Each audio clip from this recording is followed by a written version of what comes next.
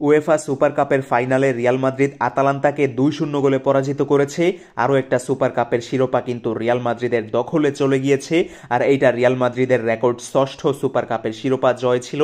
হ্যাঁ, ঠিকই শুনেছেন, একক কোনো ক্লাব হিসেবে এখন সর্বোচ্চ 6টা সুপার কাপের মালিক রিয়াল মাদ্রিদ হয়ে গিয়েছে।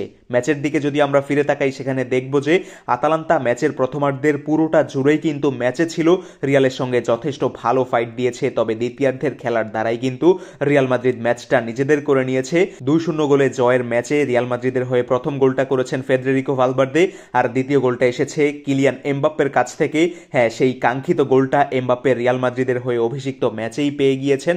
ম্যাচের 68তম মিনিটের সময় জুড বেলিংহামের অ্যাসিস্ট থেকে কিলিয়ান এমবাপ্পে রিয়াল মাদ্রিদের হয়ে নিজের প্রথম অফিসিয়াল গোলটা করেছেন, প্রথম গোলও এটা।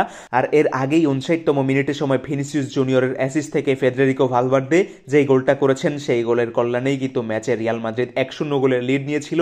এরপর ম্যাচের মোমেন্টাম রিয়াল মাদ্রিদ নিজেদের করে নিয়েছে। আতালান্তার কাছে সেভাবে আসলে কোনো সুযোগই আসেনি, আর 2-0 গোলে পিছিয়ে পড়া ম্যাচে আতালান্তা সেভাবে যে কামব্যাক করবে তেমন মনোবলও সম্ভবত তাদের ছিল না। আর তাই শেষ পর্যন্ত গ্যাসপারিনির দল একেবারে ড্রিম একটা রানের মাধ্যমে উয়েফা ইউরোপা লিগের শিরোপাটা জিতলেও উয়েফা সুপার কাপের ফাইনালে এসে চ্যাম্পিয়ন্স লিগ জয়ী দল রিয়াল মাদ্রিদের কাছে হার মেনে নিয়েছে 2-0 গোলে। ম্যাচের শুরুর দিকেই অবশ্য এটার মিলিতাও একেবারে ওন গোল একটা করেই ফেলেছিলেন প্রায়, তার একটা হেড নিজেদের বারপোস্টে লেগে প্রতিহত হয়েছিল।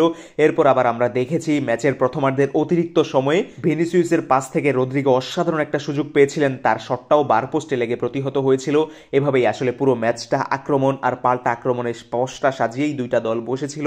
প্রথমার্ধের পুরোটা সময় জুড়ে কোনো গোল না হলেও দ্বিতীয়ার্ধের রিয়াল মাদ্রিদের খেলায় কিন্তু সেই গোল করার ইচ্ছার মনোভাব যেটা পোষণ করা হয়ে থাকে, সেই জিনিসটা আমরা দেখেছি। এবং 59তম মিনিটের সময় ভিনিসিয়াসের অ্যাসিস্ট থেকে কাঙ্ক্ষিত গোল করেছেন ফেদেরিকো ভালভার্দে। এর 9 মিনিট পর 68তম মিনিটের সময় আবার কিলিয়ান এমবাপ্পের গোল, আর এই দুইটা গোলের কল্যাণেই ম্যাচটা রিয়াল মাদ্রিদ নিজেদের করে নিয়েছে।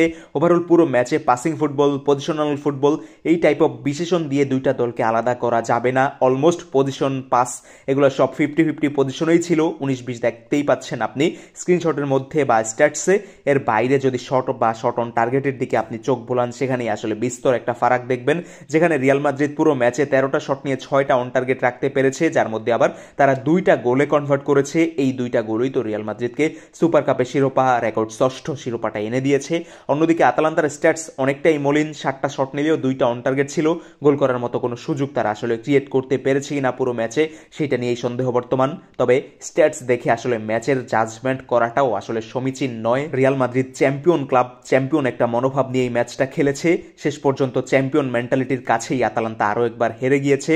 শুধুমাত্র কিলিয়ান এমবাপ্পে এই ম্যাচে অভিষিক্ত হয়েছেন এমনটা নয়, ব্রাজিলিয়ান নাম্বার 9 এনরিক ফেলিপেও কিন্তু এই ম্যাচের মাধ্যমে রিয়াল মাদ্রিদের হয়ে অফিসিয়াল কোনো একটা ম্যাচে অভিষিক্ত হয়েছেন। এর আগে আনঅফিসিয়াল ফ্রেন্ডলি ম্যাচে এনরিক ফেলিপেকে রিয়াল মাদ্রিদের জার্সিতে আমরা দেখেছিলাম। সো ওভারঅল কার্লো আনচেলত্তির বর্ণিল কোচিং ক্যারিয়ারে আরও একটা পালক যুক্ত হলো, আরও একটা সুপার কাপের শিরোপা কিন্তু তার দল রিয়াল মাদ্রিদ ক্লেম করে নিয়েছে।